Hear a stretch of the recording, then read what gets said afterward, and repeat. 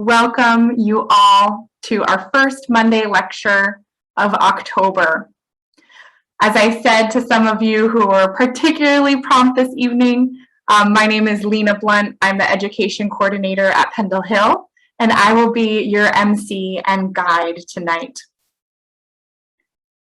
In a moment, I'll introduce our speaker, Cai Quirk. Then we'll have a moment of silent worship, and out of the silence, Cai will deliver their message.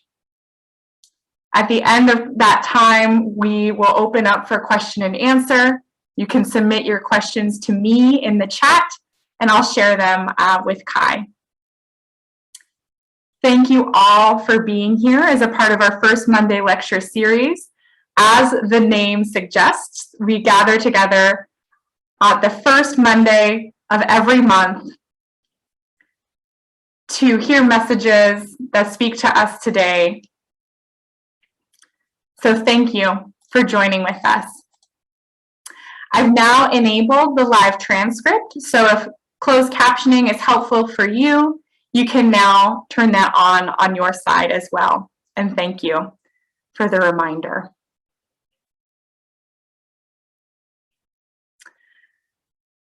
I am just thrilled to welcome Cai Quirk with us this evening.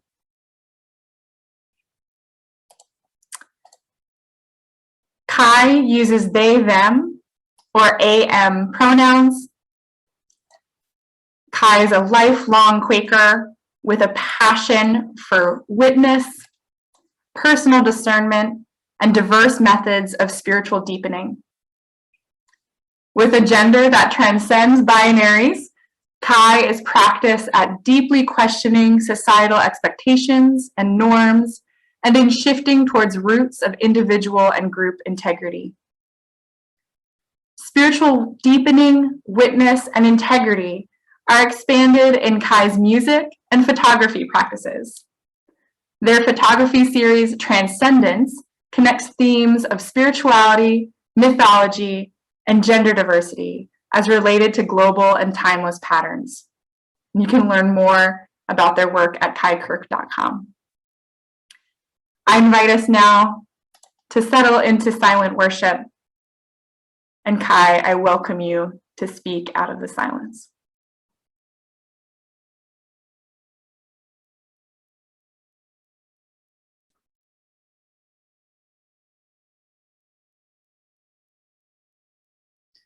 Good evening and welcome. I'm Cai Quirk, and we are here tonight to dive into myths of gender, tales that get told to us about gender in our everyday lives, and new stories that look at gender from different angles. Tonight's talk is titled Myths of Gender. The word myth can have many meanings. To some people, it means false or untrue, and to some, it means a story which explains a natural or social phenomenon and often involves supernatural beings or events. As we continue tonight, we will play with these various understandings of the word myth and how they relate to gender. Let's begin by taking a look at some of the stories about gender that get told to us in our everyday lives. Some are shared in the form of storytelling, such as in storybooks or movies, while others come to us through daily conversations and interactions. For me, growing up in New York in this modern American culture, some of the stories I heard talked about things that people of a certain gender were supposed to do or not do, such as around who was allowed to wear makeup and skirts, who was allowed to play certain sports, what activities were permissible for people of different genders, and what the physical or verbal repercussions were for crossing these boundaries. Sometimes the boundaries were named overtly, and sometimes they were much more subtle. Some schools had assemblies in which they told students exactly how each gender was supposed to sit in class and handed out punishments for boys who sat cross-legged and girls who did not. While other schools had different standards of dress codes for different genders, and very few even acknowledged or addressed the possibility of people being neither a boy or a girl. Marketing companies and department stores are constantly telling stories, such as that pink is for girls and blue is for boys. But even within American culture, and even within the lifetime of some of the people here tonight, these colors were flipped. For decades into the 20th century, pink was seen as stronger and appropriate for boys, whereas blue was seen as delicate and dainty for girls, at least until the marketing changed and then the colors flipped.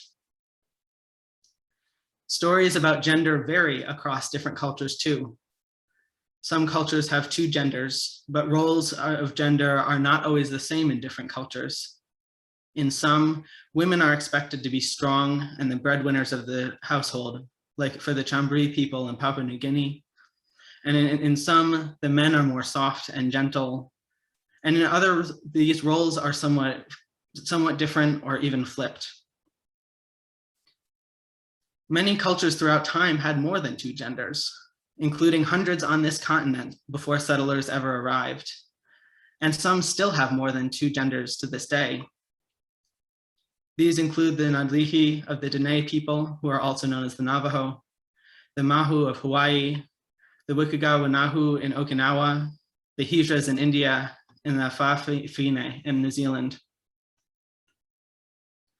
Gender does not have the same level of importance across the world. In English, referring to a person using pronouns suggests the person's gender, whereas pronouns in some languages, like Yoruba, refer to a person's age or status instead. And some languages like Turkish, Japanese, and Korean have neutral pronouns for everyone. While this kind of language doesn't inherently mean whether gender exists in the culture or not, there have been many cultures around the world and throughout time who have placed distinctly less emphasis on gender than modern American culture does. A comparison of additional gender in a different language is if someone goes from English, where nouns are often neutral, to a language like Spanish, where nouns have a gender. In Spanish, the word doctor is el doctor for masculine or la doctora for the feminine. Various neutral versions have risen, such as le doctore with an E at the end, but these are not necessarily widespread or well accepted, similar to the use of they as a singular gender neutral pronoun in English. If you want to explore further aspects of gender across different cultures and time periods, I highly recommend a particular book, the title of which will also go in the chat. This book is called He, She, They, Me, for the Sisters, Misters, and Binary Resistors by Robin Ryle. Now, let's go back to the stereotype that pink is for girls, blue is for boys. I'm going to use this stereotype in creating a metaphor, but I just want to acknowledge from the beginning that I do not actually believe in this stereotype, but I'm using it for educational purposes. I invite you to imagine a circle, and around that circle are the main colors of the rainbow. Like a rainbow, the colors do not have stark beginnings and endings, but blend into one another. The red slowly shifting to orange, orange to yellow, and so on, until violet turns back to red. At the edges of this circle of colors, they are vibrant and bright, and towards the middle, they blend together to get gray. Pink and blue are just two colors in this wide array, and female and male are just two genders in a wide range of possibilities.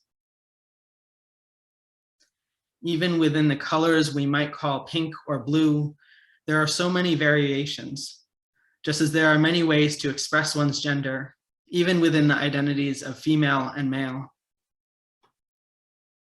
There are people whose preferences and behaviors align more or less closely with the stereotypes society has for whatever gender they are. There are also many who completely reject these stereotypes and don't try to force particular ways of being on themselves or others. Now, let's broaden this analogy of color. I invite you to imagine going out to a place in nature. Perhaps you imagine yourself at the beach, surrounded by sand and water and sky, or perhaps in a forest surrounded by trees and leaves. or somewhere else entirely. Pick two of the most prominent colors there. Perhaps if you imagined yourself in a field, those might be green grass and blue for the sky. Remember these two colors, and we'll use them again in just a moment. Look around you in this imagined landscape. Are there things that are colors other than the primary two you have picked? Choose one of these as well, perhaps a daisy or tulip in the meadow, a cardinal or fallen leaf in the forest, or a shell by the ocean. What happens if you try to describe that new color in terms of the initial two you picked? Are you able to describe that tulip only with color words related to blue and green? I'll give you a few moments to think about this, to play around with the two colors and describing this third object or color. How close can you get? You don't have to share, but if you feel led to share in the chat, you can put your two primary colors and a sentence or two describing the third. I'll leave a bit of space now to think about how you might be able to describe a third color in terms of the primary two colors you picked.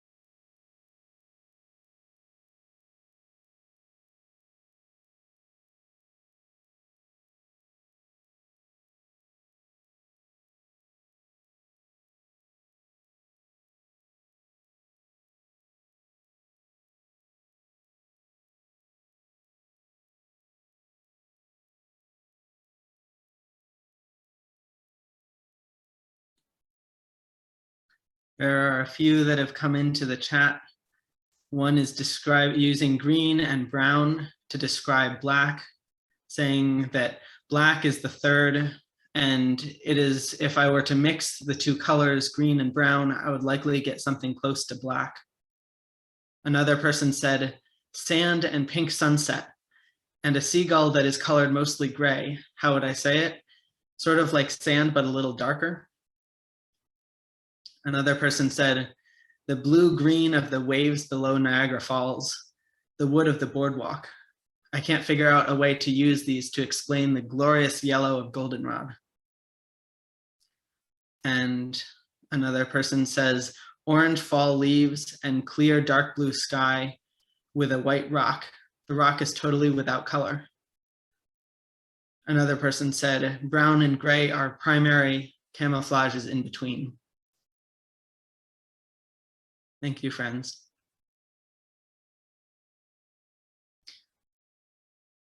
I know many of these may be rather challenging. I know I have trouble describing the vibrant blue of a blue jay in terms of the greens and browns of a forest. If we try to describe the world in terms of only two colors, we lose a lot of the rich beauty and diversity.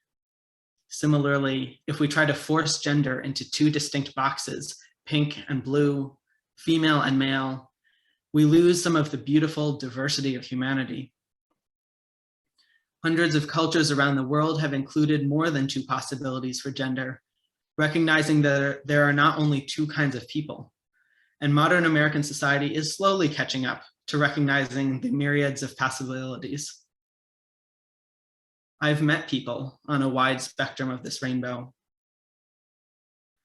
As a gender fluid person myself, someone whose gender shifts and changes but is never male or female, the binary that society pushes on people is a story that does not fit my existence.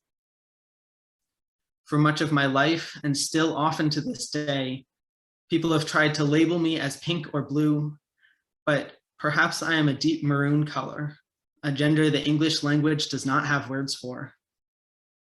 Tomorrow, I might be intense violet, emerald green, or something else entirely. For a long time, I thought that there was a problem with me for feeling this way. For a long time, I was told that the problem was me, told in ways both overt and subtle.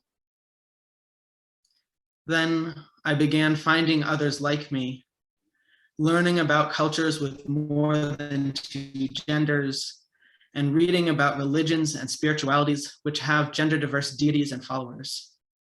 This helped me to realize that in fact, the problem is not in me, but in the stories society tells which limit gender to two boxes. This metaphor of color is a tool that can help visualize a range of possibilities of gender. And through it, many people begin to understand or deepen their realizations that this set of two limited genders is a myth. It is a myth that many believe in, work hard to stay within the boundaries of, and which has very real effects on how some people are held in hierarchy over others. But it is a myth nonetheless. When we can understand that a binary is a much limited version of what is truly around us, we can also begin to imagine how disrupting the gender binary doesn't just free those who transcend that binary, but liberates everyone from a mold of expectations based on their appearance at birth. In my own journey of working towards liberation from the gender binary, I found that it can be challenging to simply release a story I've been told most of my life. Yet this becomes easier when I have something to replace it with. In exploring how different communities have understood gender, I've learned about many stories, fables, and creation myths that approach gender in a different way than the stories I grew up with. While it is not always appropriate for me to adopt stories from cultures not my own, I recognized the power of storytelling and began to explore creating new stories, some of which simply have no gender, while others have people of various genders or are actively exploring notions of gender. So many queer stories have been erased and suppressed that telling these stories is an act of queer restoration, which is helping to mend gaps created by oppression and time. Let me break that word down a little bit. In restoration, the beginning re includes reclaiming and creating new stories where others were once erased. These modern myths connect to ancient traditions, even if the strands were broken along the way. The middle part, story, includes tales that inspire, entertain, teach, and preserve history. The ending ation involves action.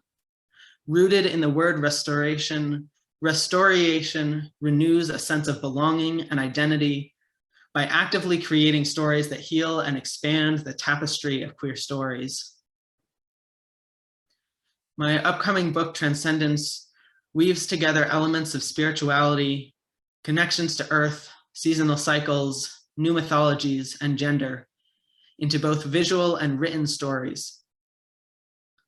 The queerness in these stories reaches beyond gender, disrupting binaries and blurring lines, such as distinctions of time and place. I'll share some images from Transcendence, which play with these binaries and lines. And in a moment, I'll share a written story from the book as well.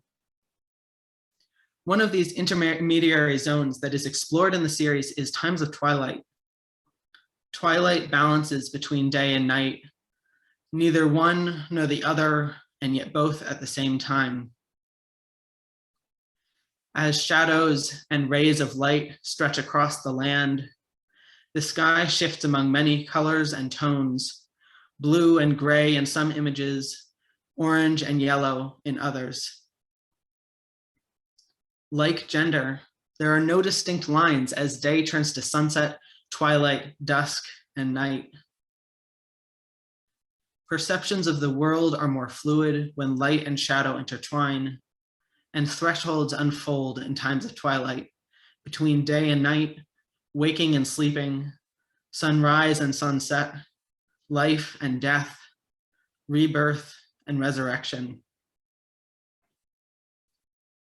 The story I am about to share with you blurs lines not only of gender, but of day and night as well. This is a mythic story, one which uses supernatural beings and events to explain natural and social phenomena.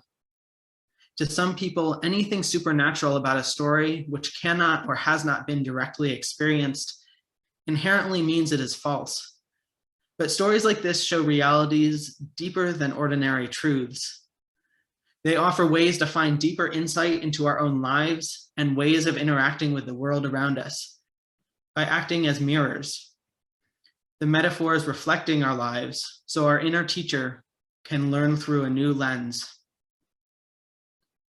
What is reflected for you in hearing this story? What is your inner teacher asking you to consider? This story is called Twilight.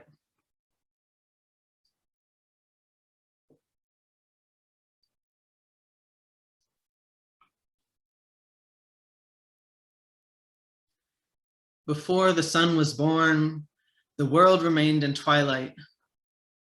Nothing separated day from night, nor split the peoples of the earth as male and female.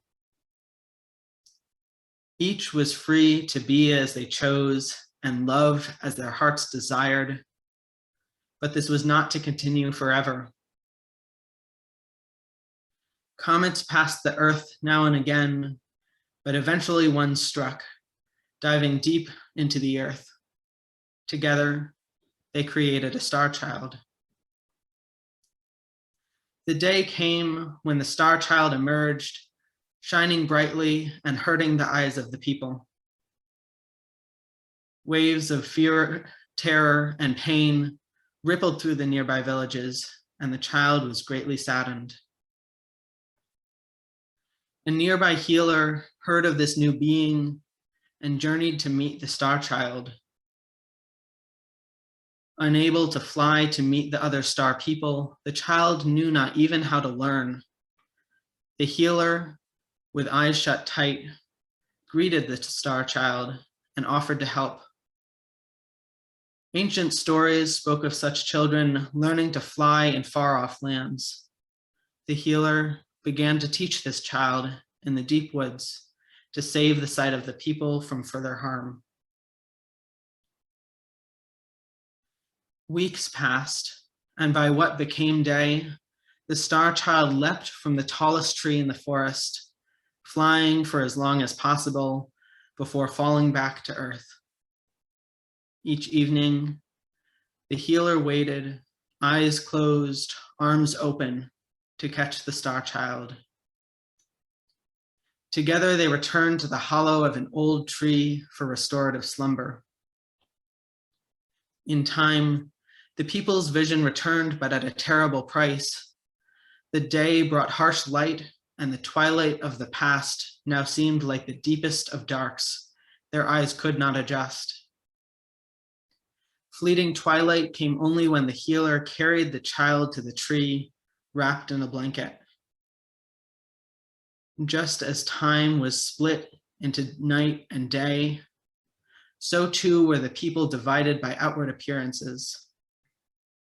In the bright light, they focused only on physical forms and no longer looked deeper to know one another's true selves.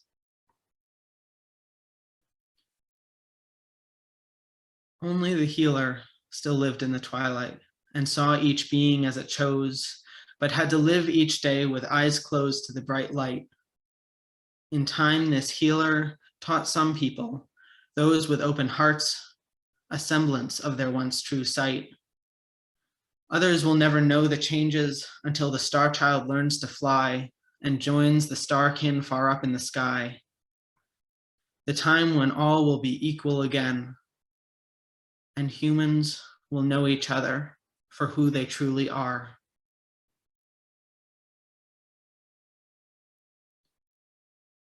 Let's settle in for a few moments of silent reflection and worship. I invite you to consider the query raised at the beginning. In hearing this story, what is your inner teacher asking you to consider?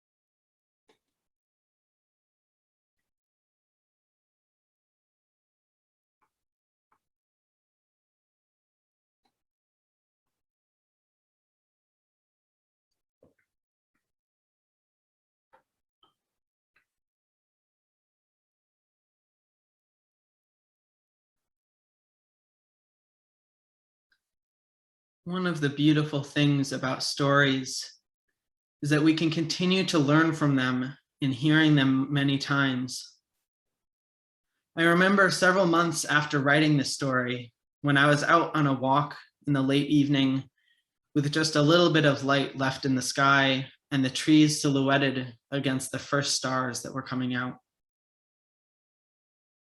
I stopped by a tree, which I have known for 23 years, but have usually only seen in daylight. And here, with fewer visible details of the physical form, with only the silhouette and no definition in leaves or bark, I felt like I was being invited to sense more deeply the soul of the tree. I suddenly understood part of the Twilight story on a more visceral level. And yes, even though it was I who wrote the story, I was continuing to learn. Society encourages people to put a lot of emphasis on external forms, tells us we should put energy into how we look and make assumptions about others based on their own appearance. I knew that I didn't agree with this and wrote the story trying to examine assumptions people make based on aspects of appearance. Yet I was still struggling to release some of those assumptions myself. When I had this experience months after writing the story, the two together helped me more easily shift away from assumptions because I now had a different framework to replace it with: restoration.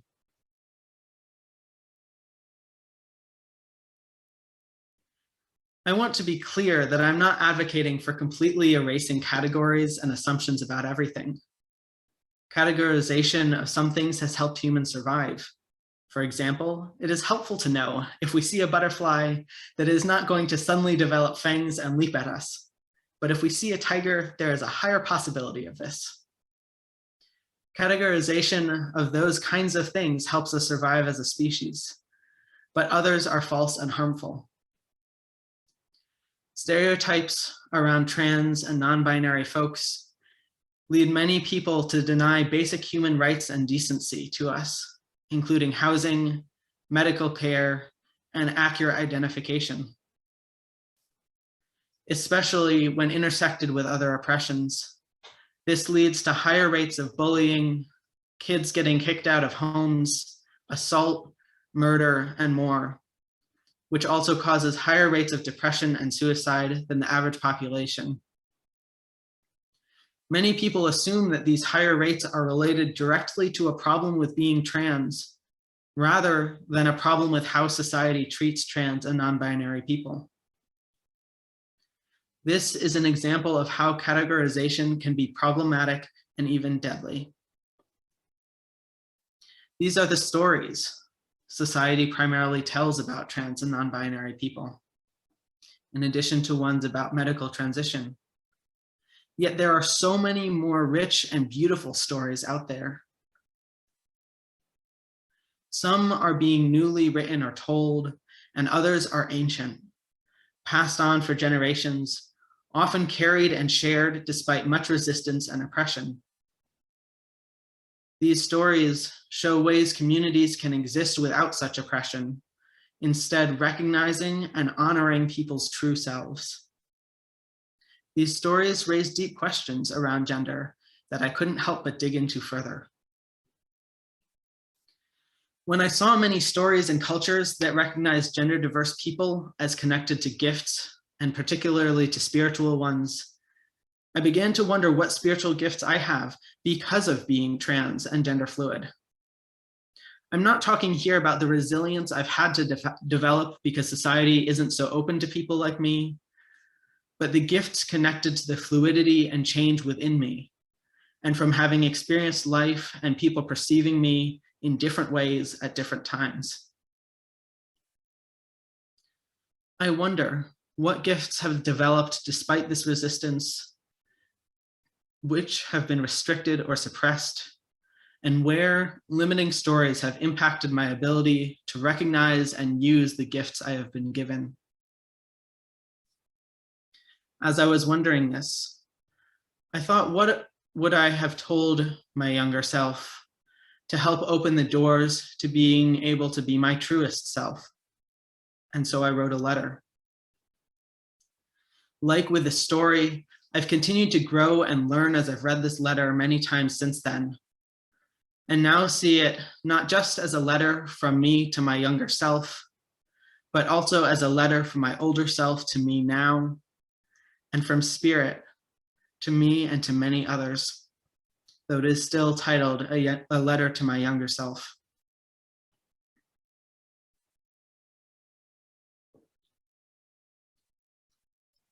A letter to my younger self. Dear little one, you are perfect just as you are. And yes, this just as you are changes every day. Not everyone is like this, yet you are not the only one. Few among humans, many among nature. Look at the trees, those that change with the seasons. The maple you sit in to read, the hickory you visit when others hurt you, the oak you sleep under sometimes in the summer. They all change. Even the hemlocks and white pines that frame the stream, did you know they go through phases too? Just watch this spring when the pollen blows on the wind and pine cones begin to form. And in the autumn when needles turn brown and fall, leaving the rest glossier than before.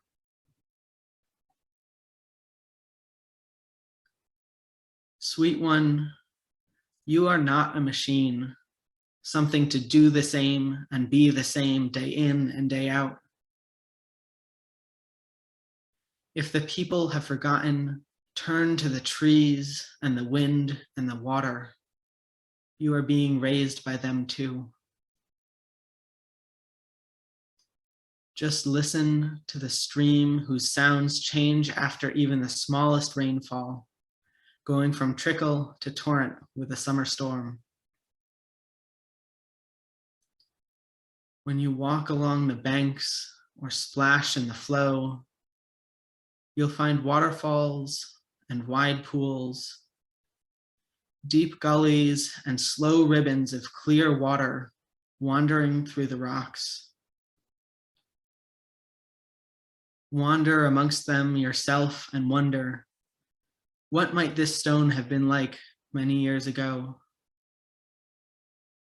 Stones change too, their faces smoothed by the water as they change the water's own course. So learn, dear one, but do not despair of the human world, for they grow and learn too, even though many do not ebb and flow as you do. You are so lucky to live in this generation, though it may not seem that way yet. The tide is turning, returning to the shore it left many years ago, a time when people like you were not only accepted, but honored for the unique gifts they bring to the world. And you bring so many gifts. They will be needed in this tide. The gifts do not mean your path will be easy. This is a hard path you walk. There will be pain, words and fists thrown your way, but with spirit by your side, you will get through. In this time of tides, of turning and change, you won't just survive, you'll thrive. And this thriving too is in the manner of trees. Roots grounded in the bedrock of divine love, spirit coursing through your veins. Cycles flow, bud, blossom, and fruit, the seeds tucked deep. Your music, your words, your imaginings call forth this new life, sown in hearts and minds. A Pied Piper calling drops of water to flow ahead of the tide, those drops catching others and bringing them along.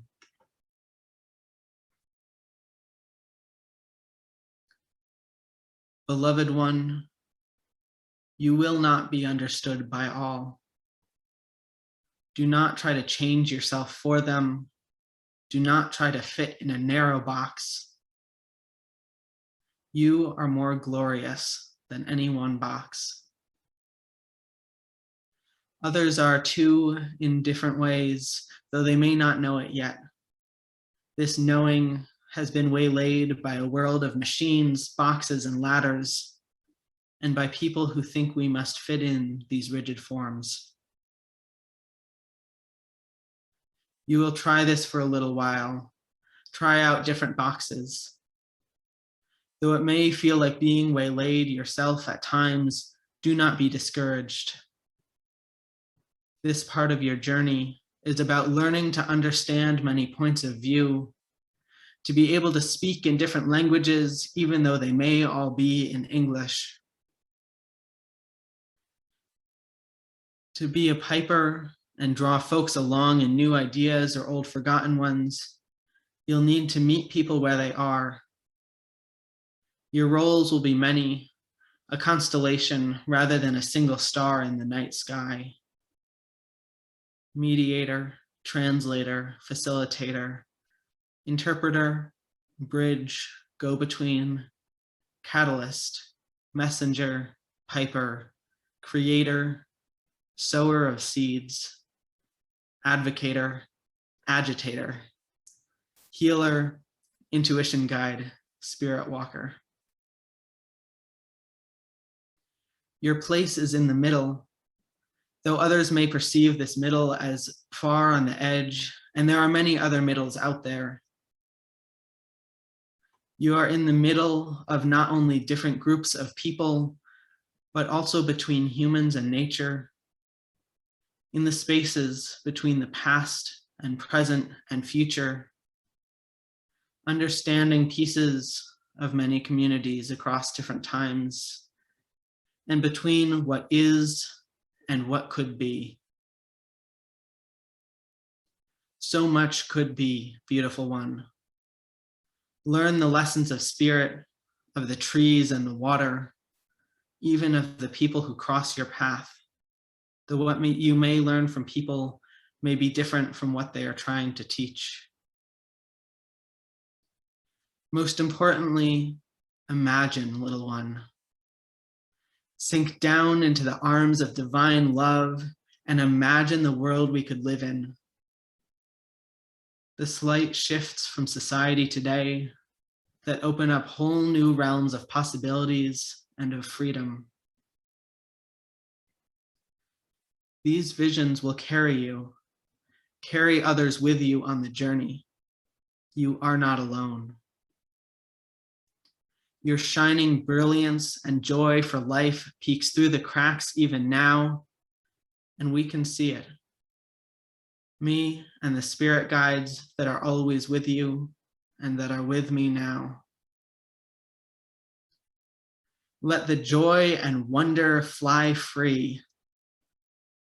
Follow and be followed in the journey. Be the piper of today.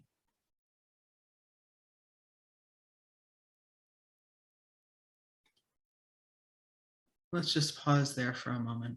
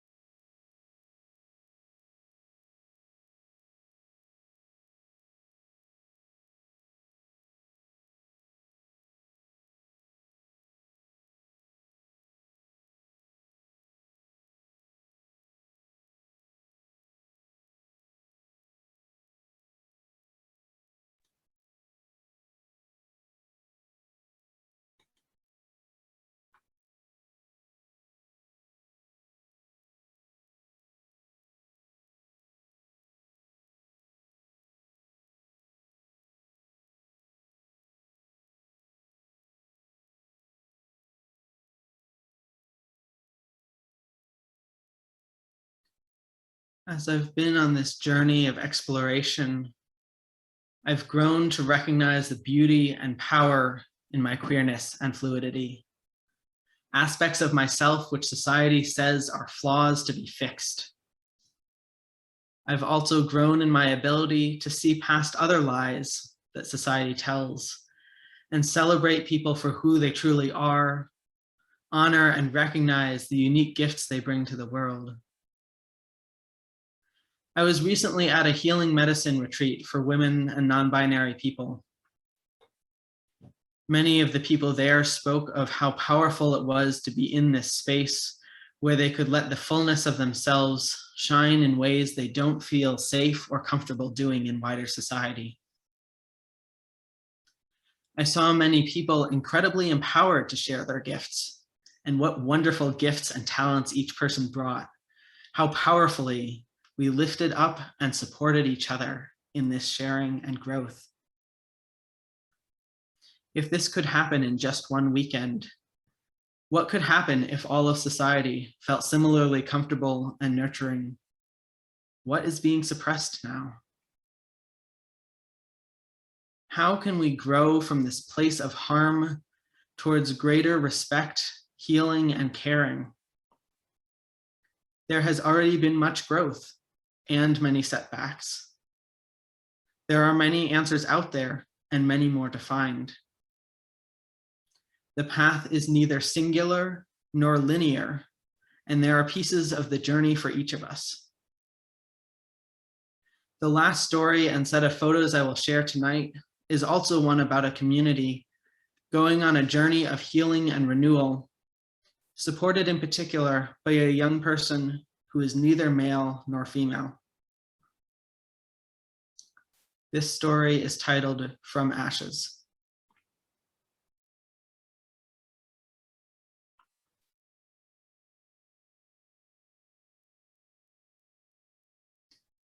My community stopped believing in the earth spirits long ago. Our elder, who led most ceremonies, passed on to the world beyond life. We knew many ceremonies, but as we forgot to do one and then another, and the spirits didn't change our harvest, we wondered if we needed them. Over time, we let more and more ceremonies go. Why burn food to the spirits when we could eat it ourselves? The land changed slowly at first. A little less harvest, a little more disease, a little more drought. Seasons passed, and we lost animals and herders to floods in the lowlands, crops to windstorms and drought in the highlands, and an earth slip that took half the village with it. With fewer plants and roots to weave the land together, more pieces slid down hills or turned to dust, giving us even fewer crops. Our hunters traveled farther and farther from the village and came back with smaller and smaller game. Plants stopped growing in our valley and on the nearby mountainside, and hunger led to many new sicknesses.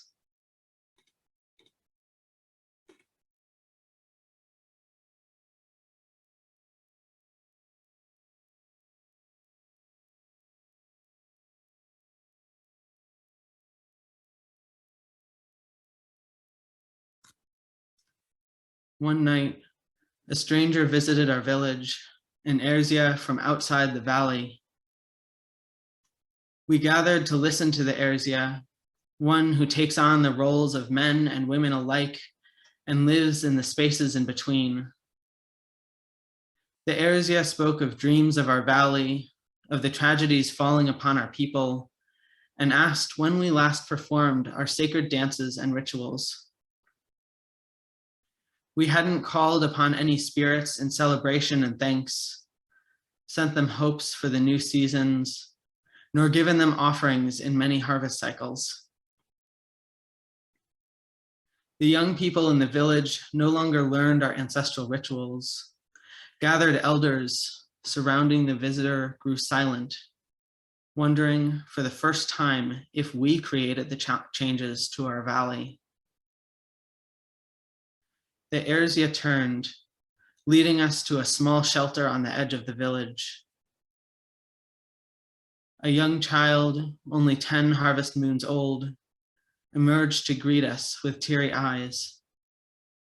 Just moments before, the first stroke of sick death passed through our village, through this shelter, and through the mother's body. The Erzia knelt to embrace the child and told us of more dreams and visions centered around this child who would become an Erzia. This child, a young Eza, already on the path of transformation.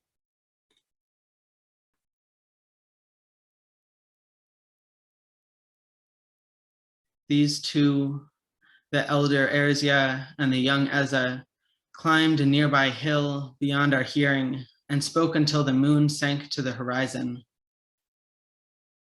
When they finished, the elder Erzia placed a hand on the young Eza's head, chanting for a moment with eyes closed before returning to where we stood. With just a few words to us, "This child will save you, listen." The Erzia followed the path out of the village. When the young child, the Eza, came down, it was not a young soul that greeted us, but an elder in the child's body, stating simply, "The spirits are listening. They are waiting. Tomorrow we begin." Our footsteps traced the paths back to our homes, but no one slept the rest of the night. As the sun rose, we returned to the edge of the village where the Eza waited for us. Strong visions in the night led the Eza to guide us in 3 days of cleansing and fasting. One day in prayer, burning dried zira leaves around ourselves and our families, and a day each for the cleansing of our homes and village with the smoke of the fekla plant.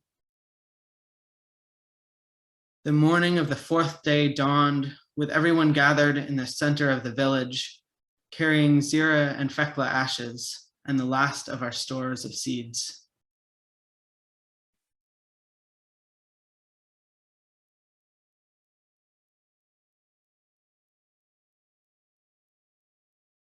The Eza guided us in 3 prayers, for the land, for the sky, for the water, and directed us each to a different direction out of the village, repeating the prayers and scattering the ashes and seeds as we walked until the sun crossed the sky and sank beneath the mountain. With ravines, hills, and streams between us, we settled into worship, intoning the prayers louder and lighting small fires to guide the spirits to us. We built these fires from dying plants in the surrounding landscapes outside the valley and burned the last of our seeds in offering and a hope for rebirth. Many of us prayed through the night. Some slept, exhausted by the day's events.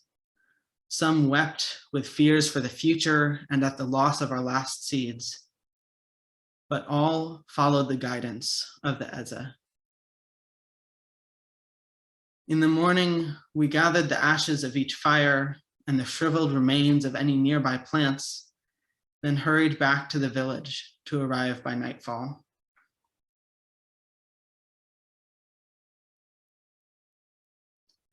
The Eza emerged from a trance as we returned, building a fire in the village center.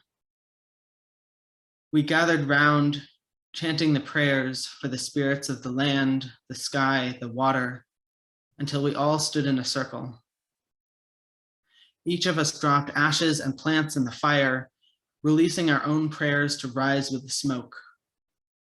The Eza circled the fire last, chanting for cleansing, for connection, for welcoming the spirits home. Seated in a circle, we fell into a deep trance. Visions seemed to bloom in the fire, ones that looked back to times of our ancestors surrounded by thriving life and spirits. Other visions showed our children's children living in peace with the land and spirits alike, and performing our traditional rituals and ceremonies. As the fiery visions faded and the moon lit the landscape, a veil lifted between us and the spirit world. We saw wisps of color on the winds, transparent forms rising from the ashes, and ripples in the land around the village. The first of the spirits were returning. The veil fell, hiding them once more, but hope overwhelmed us as we returned to our homes for the night. The growing season continued, and we began to resurrect our traditions, aided by the visions in the fire.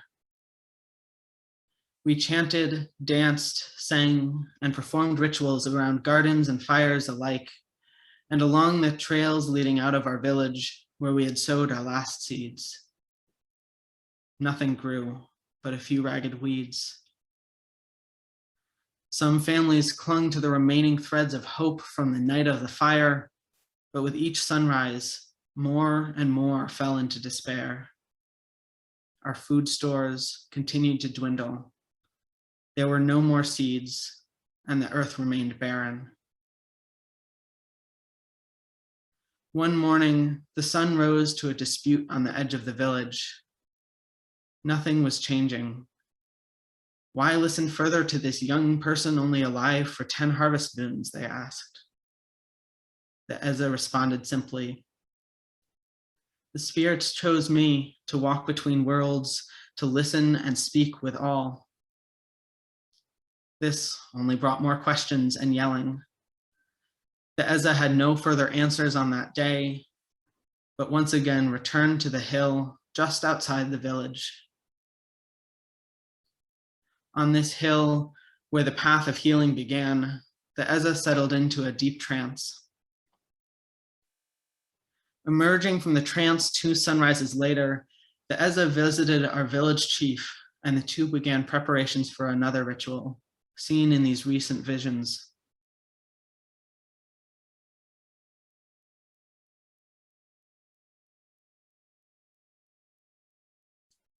Together, they gathered dried herbs, cleansed and blessed water, wove the ceremonial garment, and learned the chant and dance from the vision.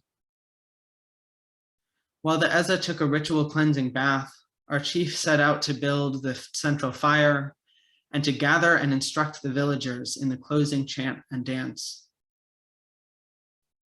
As the sun sank below the mountain, we began. The Erziana initiation marks the rite of passage from Eza to Erzia. The whole community comes together to invoke the close ties connecting the spirits and this being who lives between genders and shifts between the physical and spiritual realms. The chief begins, the fire grows. The chief throws herbs, the herbs burn. The Eza emerges, the ashes rise. The chief sprinkles water, the Eza circles the flames. The fire grows, the Eza chants. The fire splits.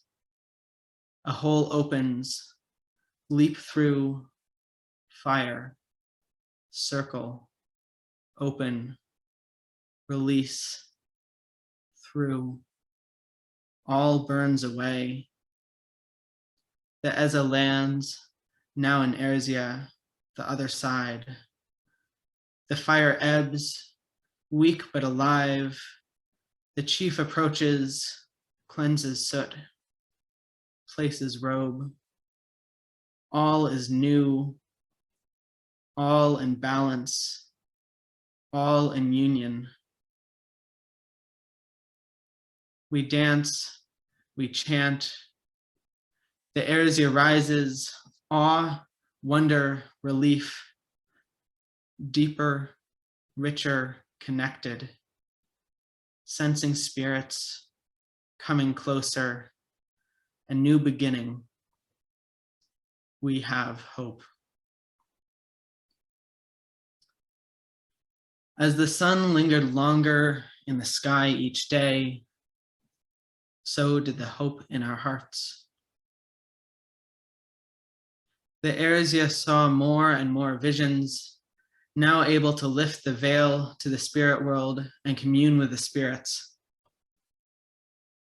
The visions led to more ancient ceremonies, the blessing of seeds, the honor of Zua, being of thunder and rain, and Sonatal, to give thanks to the sun. Added to each were chants and offerings, expressing sorrow at our misguided ways, invitations for the spirits to return and bless us, and vows to always honor them. The day the rains came, the Zua saw us in ecstasy and celebration in the fields, joyously chanting for the growth of the seeds. The first sprouts followed soon after, but none grew on the hill just outside the village, the hill where the path of healing began. One evening, we gathered round the fire, called together by the Erzia and our chief. After a day of chanting and worshiping, calling on the many spirits now living in our valley, they had sensed the distant presence of one spirit yet to return.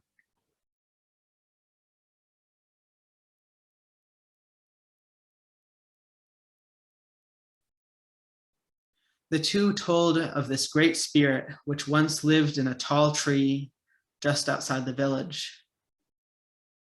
Barren roots remained on the hill, the last traces of this one nearly gone from even the spirit world. The Erzia spoke of visions of old times when the tree was the gathering place of the village, when prophesiers and healers climbed the branches to be among earth and sky spirits alike.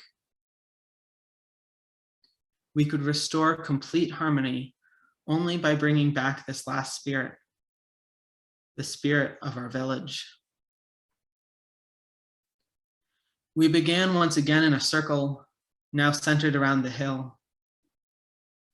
Our paths spread into the lands around us, and in the deepest dark of this night with no moon, Our voices rose in chant and song. Beneath the lightening sky, we turned back to the village, beginning to see the spirits traveling with us, joining our circle at the base of the hill. Alone at the peak, nestled in the barren roots, the Erzia raised an arm to the sky, placing another on the earth. Our chants grew, joined by the soft whispers of wind spirits, the rustles of plant spirits, and the murmurs of brook and river spirits. The Erzia shifted, hands caressing the earth.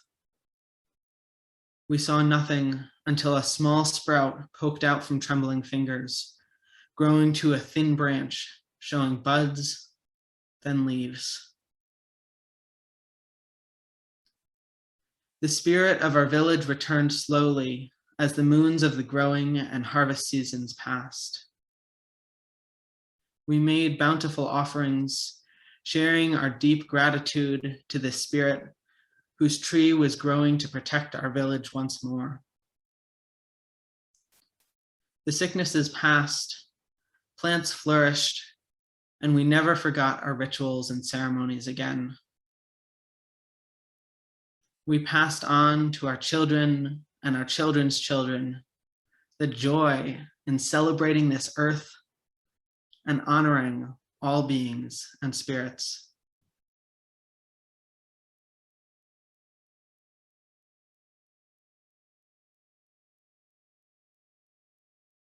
We taught them about what comes of forgetting. In time, the tree grew tall, and once more, some among us could heal and prophecy, joining between the spirits of earth and sky by climbing in the highest branches.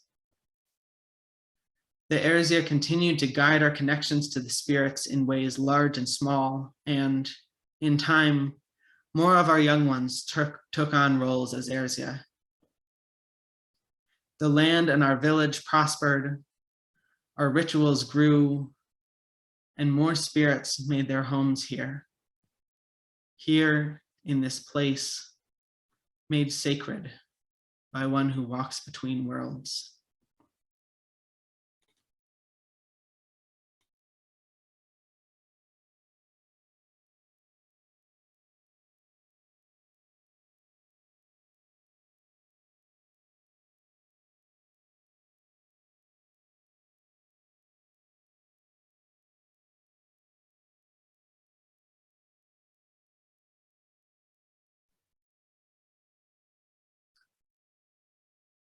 I'm going to share a few further images from the project. Some of them relate to this story in particular, and I'll point out those as they get shared.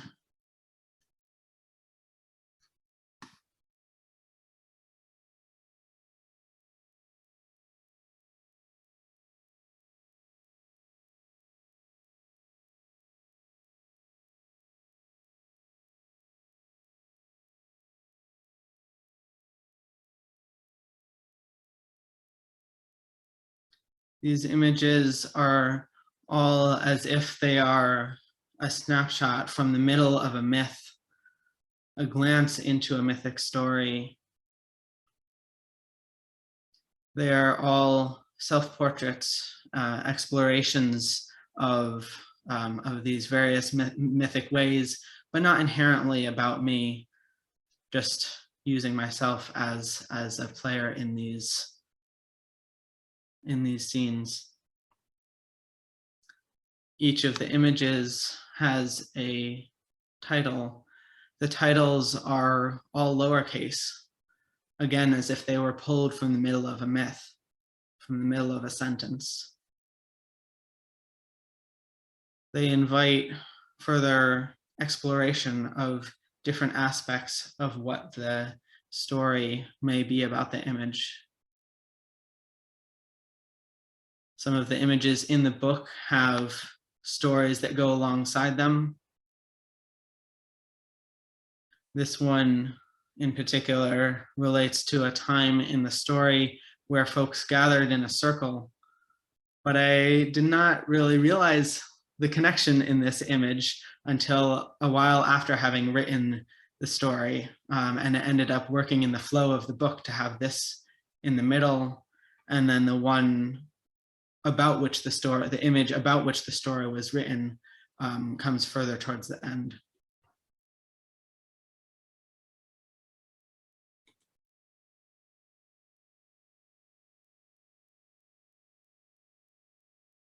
The process by which I create these images is also a very spiritual process in which I go out into nature and am led by spirit, follow the direction that spirit is pulling. Sometimes this is in circles, and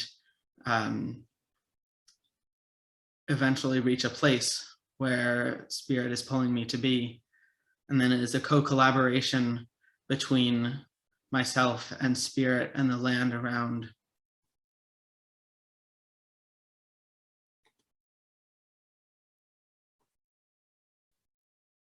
This is the image that inspired the story. The hill that was mentioned many times and the barren roots at the top where the ancient tree once stood. The person holding out a small sprig that soon grows buds and then leaves, bringing hope to the people.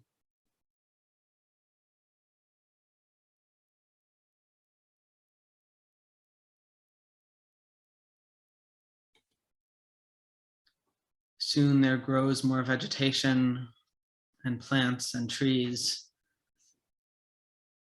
And once more, again, people can climb in the branches, connect to the spirits, be in these places between earth and sky, and connect deeply to spirit. All of this in the story, helped and assisted along by this person who walks between worlds, both male and female, physical and spiritual.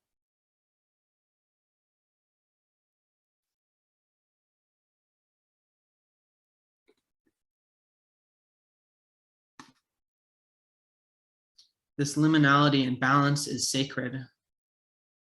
In many places throughout time, gender diverse people have been revered as spirit walkers, prophets, and other sacred roles. The balance and merging of physical and spiritual worlds shares a natural connection with gender fluidity and change. Transcendence, this series which I have shown part of tonight, invites growth and renewal through the transformative power of stories. In every way, stories are shared. They reflect aspects of their teller, yet their meanings connect differently with each person and invite inner exploration. Each myth opens a window to a new world, a new journey, a new opportunity. Flattening and reducing the rich natural diversity of the world into a binary harms us all. Restoration is just one piece of healing our relationships with the world and each other. How might we grow? By learning to honor gender diversity. How can we each transcend binaries and restore balance, fluidity, and transformation?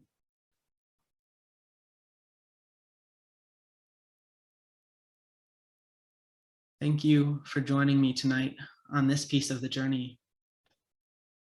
We will now open to a period of questions and answers. Thank you so much, Kai, for this wonderful presentation. This is Nolina, this is Francisco here. As you hear before, we have been experimenting some technical problem and we are supporting each other on this journey. I have a fair question for you that is being presented by one of the person participating with us tonight.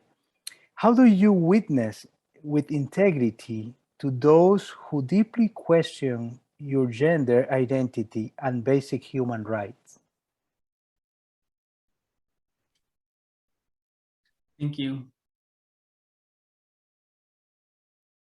This is definitely one of the pieces that is harder when someone is questioning my right to have basic human rights. And one of the pieces that I used to engage in particular was trying to convince them. And now I recognize that perhaps attempting to convince somebody sometimes makes minds even more closed. And so I raise questions, point out places that there might be things that they could think further about. Part of it also is just living into my true self, sharing that with the world, and recognizing that there are so many ways that that will have impacts in ways that I will never know. There are people, many people for whom I am the first trans person they've ever met, the first gender fluid person they've ever met, gender queer, whatever. And I don't often know that if this is the case or not for somebody. So living into my truest self, trying not to hide it as much as I can. I used to hide it more. And recognizing that there is power in just being who I am, in addition to the conversations that I have. Sometimes I have the energy to have those conversations, sometimes I don't. It's always wonderful when allies are willing to talk to somebody about pronouns and things like that. But I also, through having a spiritual grounding, this helps me be able to have those conversations and not take on so much of the harm. I'm able to dissipate some of that in ways that is not always true for other folks. And so recognizing for myself that that's something that I'm able to bring to the world as well, having those conversations so that other trans and genderqueer folks don't have to as much.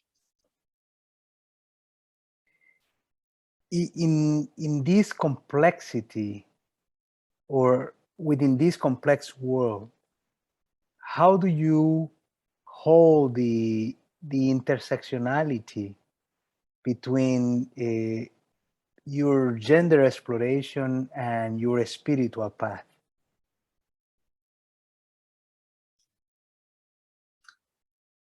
This has been something that I have been considering for years.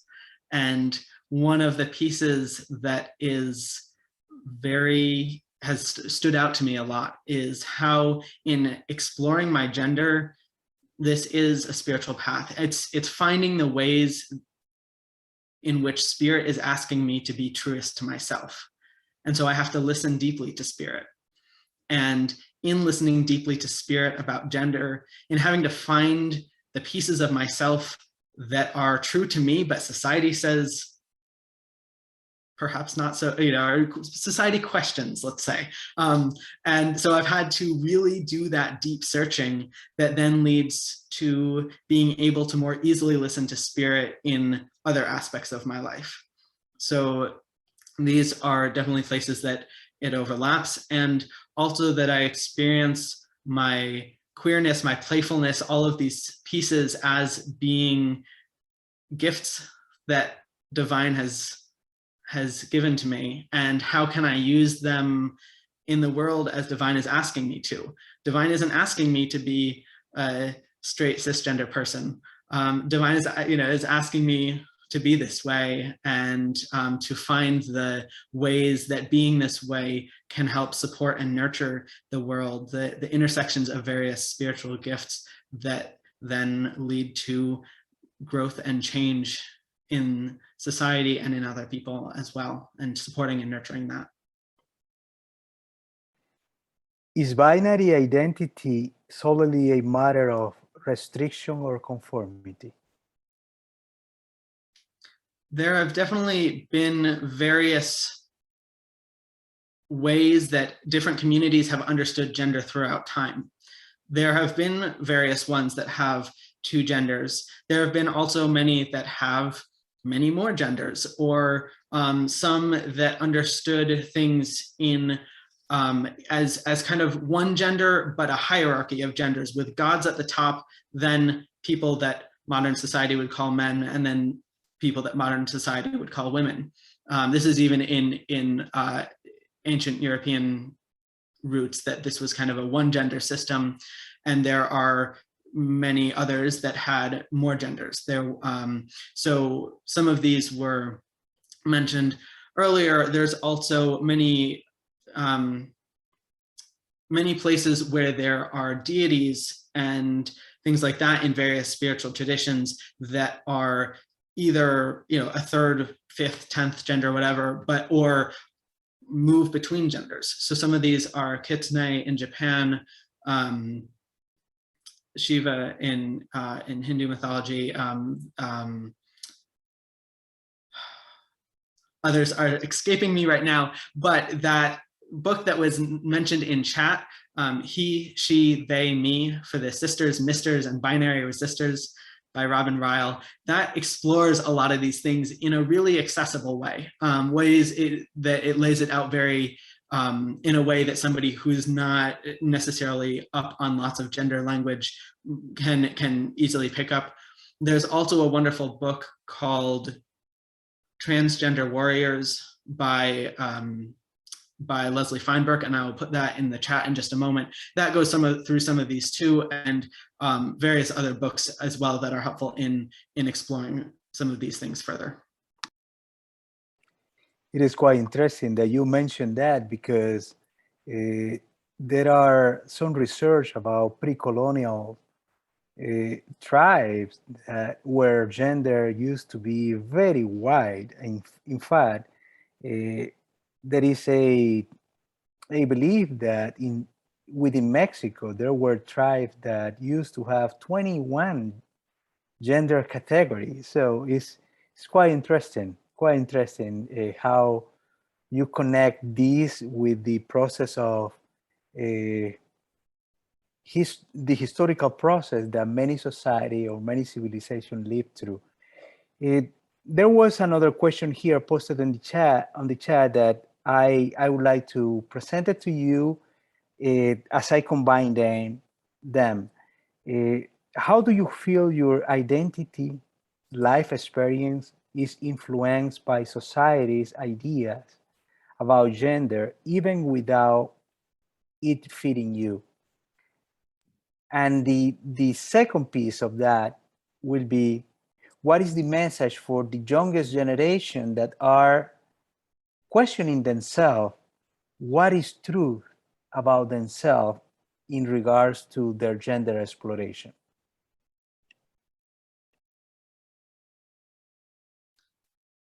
One of the things that has been very interesting as I've explored what gender even means if we dissect different pieces of it is thinking about, for me, what is fluidity if I take the gender piece out of it? What is that experience that I am feeling as shifting and changing that it seems that other people do not experience in the same way? I've been working on a story that's a sequel to one of the shorter stories that's in my book, and this explores that. It looks at it creates this community where there is no gender, and then there's this person who is fluid, and so in writing that, it's been an exploration of what even is this thing called gender that we're doing. As I was growing up and socialized as female, there were definitely aspects of that I still carry with me to this day, things that I was taught in various ways that are just still a part of who I am. When I transitioned gender at around age 16, I already at that point knew that I was genderqueer in some way. I didn't actually realize this until years later because I presented myself as male to society. But I found a writing from when I was about 17 talking about feeling like I was genderqueer, but that I couldn't share that yet because society was already struggling to see me as male. I felt like I had to choose one of the two. I remember when I first heard the word transgender, met somebody who was transgender, and this was at a Quaker event at Powell House, a youth event. And I was immediately struck by, oh, this is me. This thing hasn't fit that I didn't know was an option. And So immediately felt that, but in exploring it further, recognized that in fact, I am neither of the binary. One of the things that's been wonderful, and this relates to the younger generation, is how much more information there is out there. So I was the first trans person at both of my high schools, and the first person who transitioned trans person. There may have been others before who had not been out. And there was not a lot of information or support readily available.